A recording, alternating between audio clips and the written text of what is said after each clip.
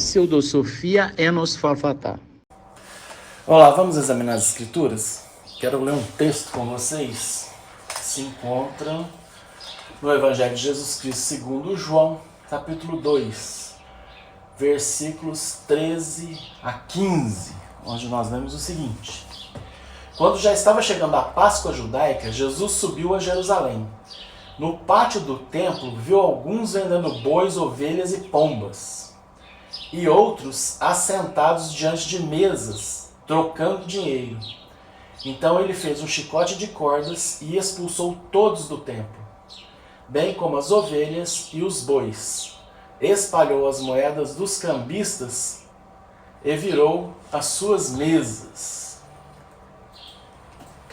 O que nós percebemos?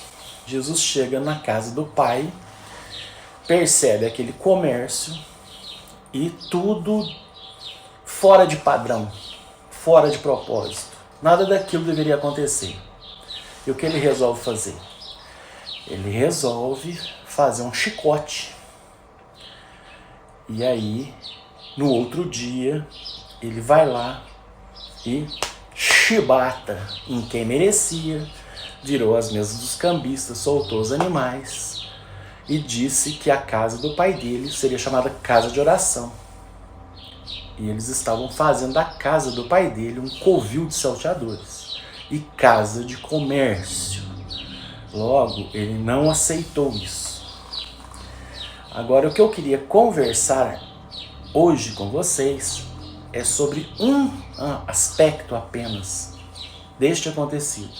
Não é do aspecto financeiro, de fazer da casa do pai casa de comércio, que isso a gente vê a 3x2, basta ligar a televisão que nós vemos os lobos vestidos em pele de cordeiro assaltando, esfolando, sugando o sangue e o tutano dos ossos das ovelhas,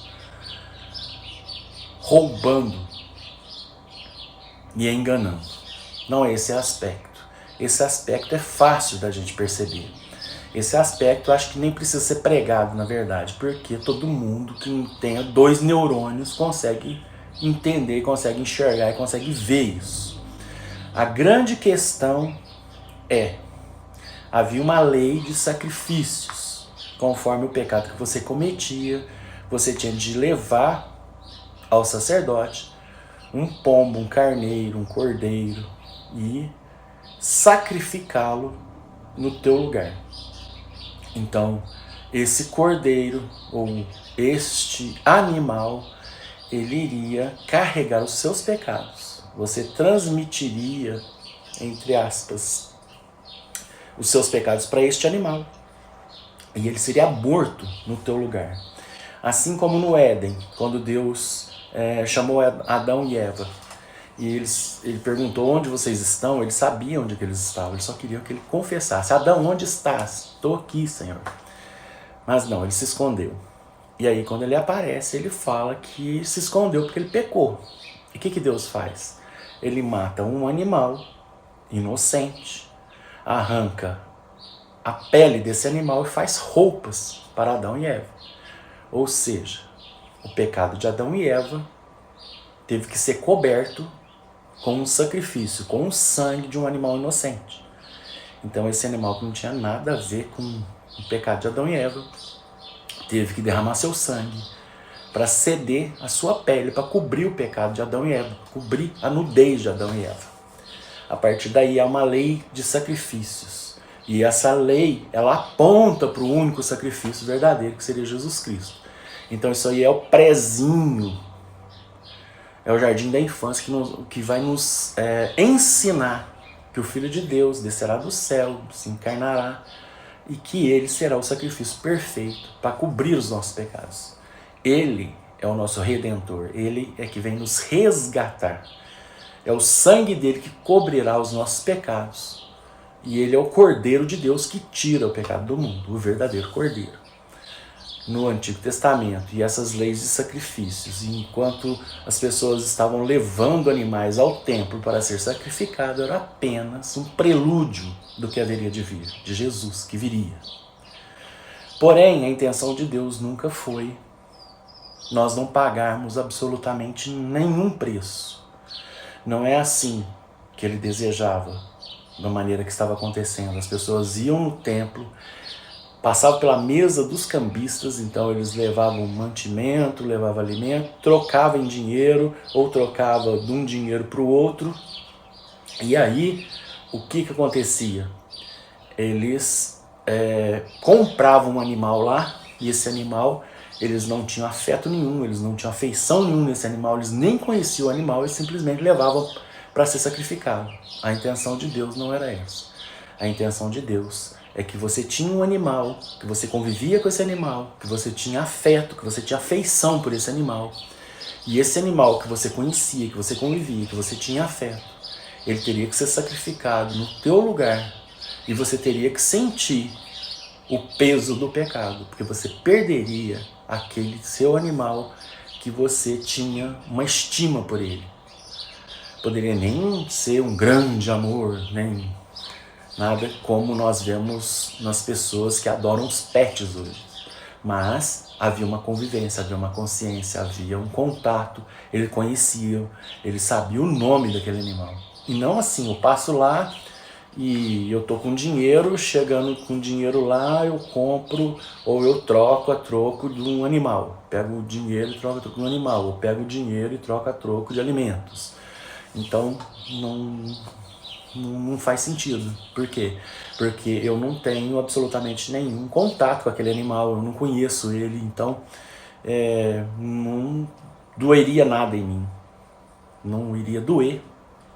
Não, eu não iria sentir absolutamente nada.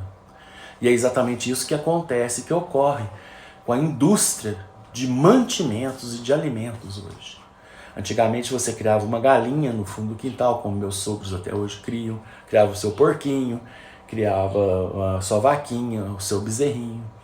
E aí, sei lá, chegava no Natal, você sacrificava, você matava o seu porquinho, que você criou durante o ano todo, que se você foi engordando ele, sacrificava ele e o comia. Aquilo era uma coisa que acontecia algumas vezes no ano, não eram todos os dias, não era uma coisa gostosa de acontecer, você ter que criar um animal e depois você sacrificá-lo para se alimentar. A gente se acostuma, mas não é igual uma indústria. A indústria, por exemplo, da carne, que gera animais em escala industrial e simplesmente tem métodos e métodos de assassinatos de animais, né? Então, os mata sem dó nem piedade e é uma indústria. Por quê? Porque nós somos muitos e nós necessitamos disso. Então, todo o pecado humano fez com que nós chegássemos neste nível.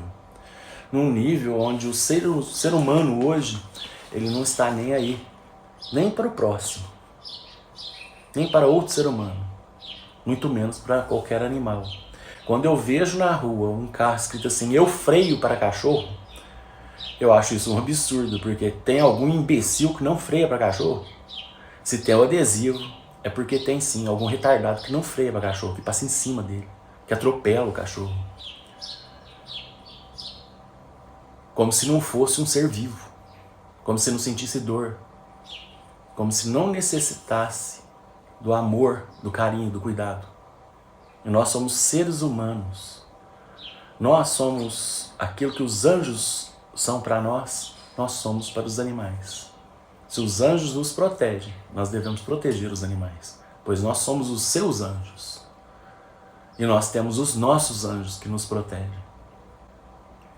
Então, a lei dos sacrifícios, ela não foi feita para ser executada dessa maneira, relaxada, dessa maneira troca a troco de dinheiro e sacrifica lá, sendo que eu nem conheço esse animal.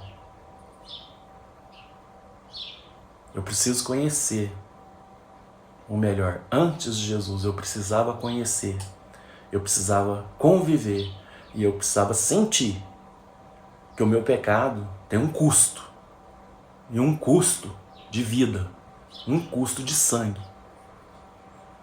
E assim eu saberia que aquela cruz, onde pregaram Jesus Cristo, aquele martelo e aqueles cravos que cravaram nas mãos e nos pés dele, eu também estava segurando aquele martelo. Os meus pecados estavam cravando Jesus lá. Os seus pecados também estavam cravando Jesus lá. Se não fosse por você e por mim e por todos nós, ele não precisaria passar por lá.